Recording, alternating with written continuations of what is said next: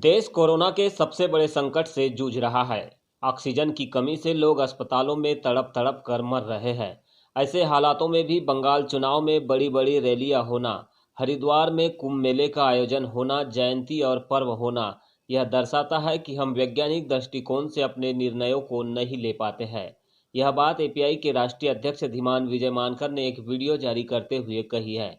उन्होंने चुनाव आयोग से कहा है कि आप ईवीएम से इलेक्ट्रॉनिक वोटिंग को इतना ज़्यादा अहमियत देते हैं, तो ऐसे समय में चुनाव की सारी तारीखों को एक समय में इकट्ठा कर सभी राजनीतिक दलों के नेताओं को अपनी बातें इलेक्ट्रॉनिक चैनल्स पर कहने दें।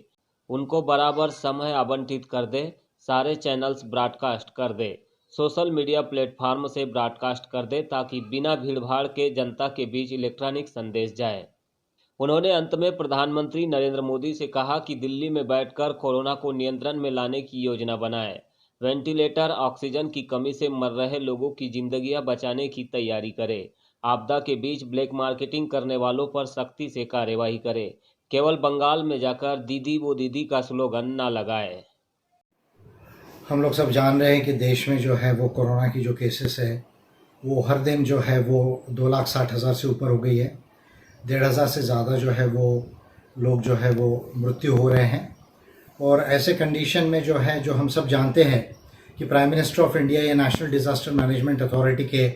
चेयरपर्सन हैं। चीफ मिनिस्टर्स जो है वो स्टेट डिज़ास्टर मैनेजमेंट अथॉरिटी के चेयरपर्सन्स होते हैं। होम सेक्रेटरी और जो हेल्थ सेक्रेटरी है वो भी जो वेरियस कमिटीज़ बनी हुई है डिज़ास्टर मैनेजमेंट एक्ट के अंदर में, उसके अंदर में उनकी रिस्पॉन्सिबिलिटीज़ है। और ऐसे समय में बंगाल की चुनाव में बड़ी बड़ी रैलियां होना, कुंभ मेले होना, जयंती और पर्व होना, ये सारी जो है अवैज्ञानिक दृष्टिकोण को दर्शा रहा है कि हम वैज्ञानिक दृष्टिकोण से अपने निर्णयों को नहीं ले पाते हैं। और चुनाव आयोग से मैं कहना चाहूँगा कि अगर आप ईवीएम से इलेक्ट्रॉनिक वोटिंग को इतना ज़्यादा अहमियत देते हैं तो ऐसे समय में जो है वो चुनाव का जो है वो सारे डेट्स को इकट्ठा एक समय में कर सारे जो पॉलिटिकल पार्टीज़ के लीडर्स हैं उनको जो है अपनी बात को जो है वो इलेक्ट्रॉनिकली जो है वो चैनल्स पर कहने दे, उनको इक्वल टाइम डिस्ट्रीब्यूट कर दे और उसको जो है सारे चैनल से ब्रॉडकास्ट कर दे, जितना सोशल मीडिया प्लेटफॉर्म्स है उससे ब्रॉडकास्ट कर दे, ताकि बिना क्राउड के जो है इलेक्ट्रॉनिक मैसेज से जो है वो जनता को जो है संदेश जाए और जनता अपना निर्णय ले सके। क्योंकि लाखों की रैलियाँ इसमें करना, क्योंकि आपके जो कोविड गाइडलाइंस है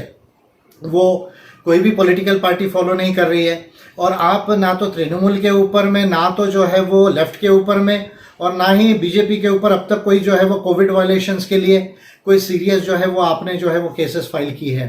तो इलेक्ट्रॉनिक वोटिंग मशीन से यदि आप इलेक्ट्रॉनिक वोटिंग को इतना विश्वास करते हैं तो ऐसे समय में जो जर्मनी मॉडल है, यूरोप की कंट्रीज़ है, कनाडा है, न्यूजीलैंड है, यहाँ जो इलेक्ट्रॉनिक मैसेजिंग से जो है वो प्रचार होता है, वो इलेक्शन कमीशन को करने का ये मौका है। और इलेक्शन कमीशन से मैं ऐसा कहूँगा कि वो इसके ऊपर गंभीरता से सोचे